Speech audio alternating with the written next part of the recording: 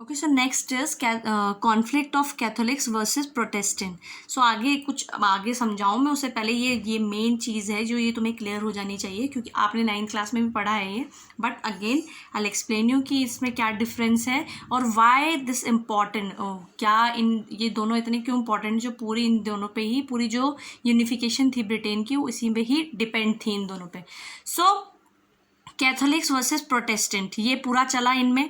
अब कैथोलिक्स किसे कहते हैं? जो क्रिश्चियनिटी को पुराने टाइम से फॉलो करते आ रहे हैं उन्हें कैथोलिक्स कहते हैं.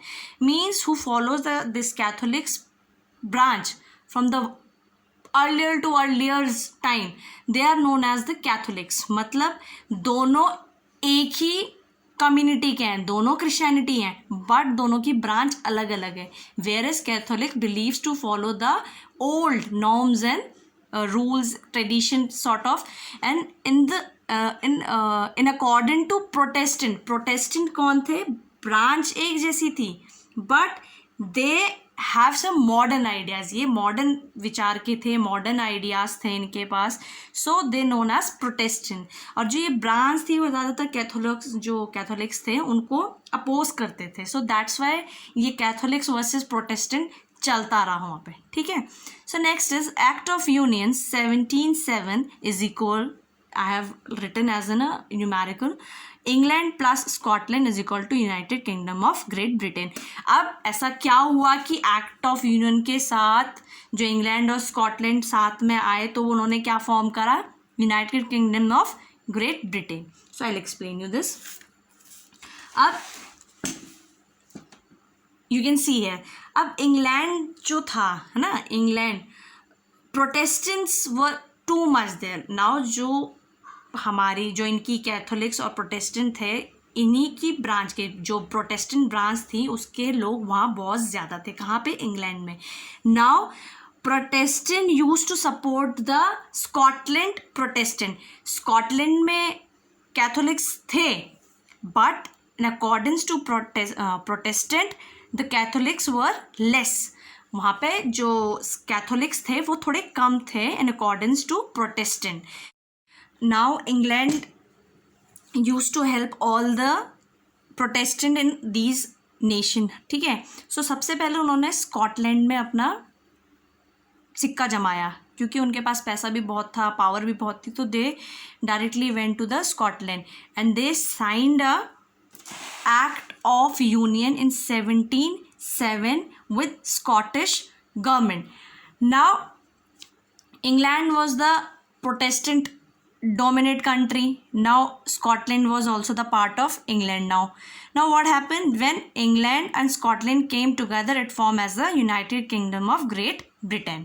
So, I hope you have understood this. Now, case of Ireland.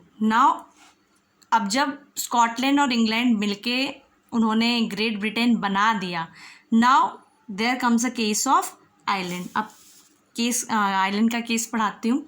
So Britain supports to Protestant, as I explained you कि जो इंग्लैंड था वो वहाँ प्रोटेस्टेंट डोमिनेंट कंट्री थी and they use to support Protestants in the form of power, financially, in every term they used to support Protestant.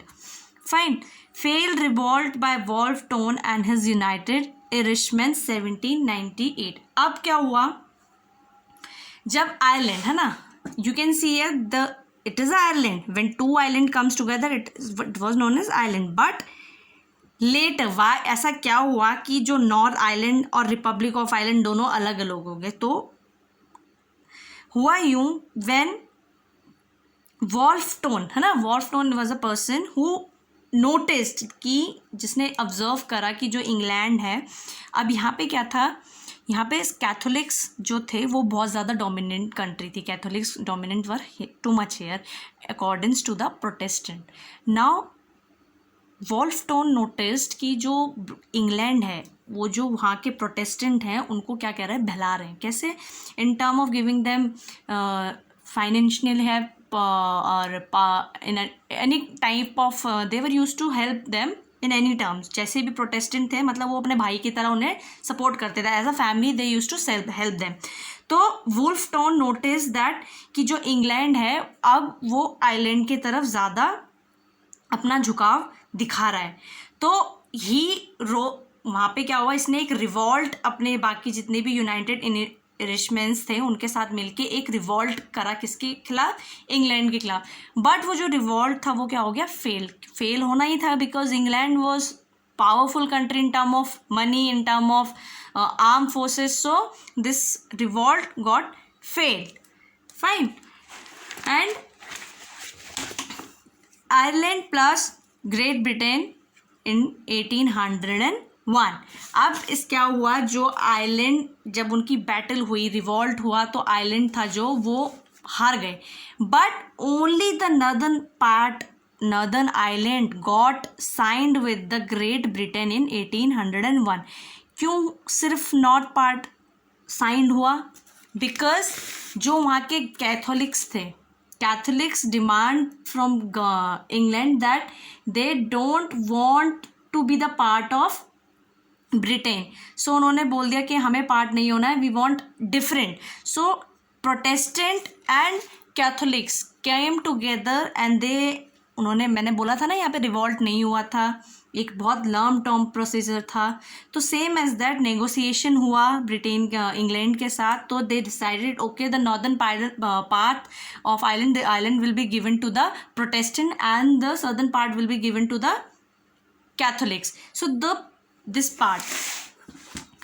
this part is known as the Republic of Ireland and this is known as the Northern Ireland. So when it all comes together, it forms a United Kingdom, and all the nation comes together, it forms as a British Isles. So in 1801, Ireland and North Ireland and Britain got a signed treaty. Fine, वो सब साथ में आ गए and they formed as a United Kingdom. Now there was no king, there was no monarch system, so there was a proper democracy system, democratic system was there. So the government decided, अब वहाँ पे एक कहते हैं ना collective sense of identity तो लानी थी, तो what they brought, the British nation made flag, British flag, Union Jack जो आपने देखा होगा ऐसे करके है एक, है ना, तो they made a British flag and also they made a national anthem. क्या था उनका national anthem? God save our noble king. And also they declared English language as the official language of Great Britain. So in this manner Britain got unified, and I hope you have understood this topic. If you have any query regarding this topic, you can ask me. Thank you, students.